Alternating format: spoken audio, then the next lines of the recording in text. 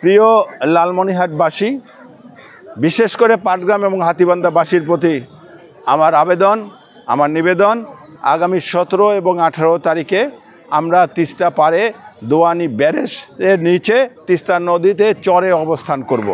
আপনারা সবাই আমাদের সঙ্গে সমবেত হবেন, কারণ এই তিস্তা হতে পারত আমাদের জন্য একটা আশীর্বাদ, কিন্তু এই তিস্তা এখন আমাদের জন্য সবচেয়ে দুঃখের কারণ। প্রতি বছর তিস্তার পানির প্লাবনে আমরা ভেসে যাই, আমাদের অর্থনৈতিক ফসল থেকে শুরু করে সব কিছু ক্ষতিগ্রস্ত হয়।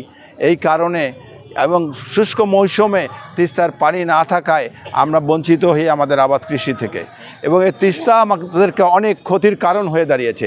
তাই তিস্তা মহাপরিকল্পনা বাস্তবায়নের জন্য আমরা যে আন্দোলন জাগো বাহে তিস্তা বাঁচাই, আমাদের নেতা, প্রিয় নেতা অধ্যক্ষ আসাদুল হাবিব দুলু ভাইয়ের নেতৃত্বে যে আন্দোলন শুরু করেছি, সেই আন্দোলনের শুভ সূচনা হবে আগামী 17 তারিখে।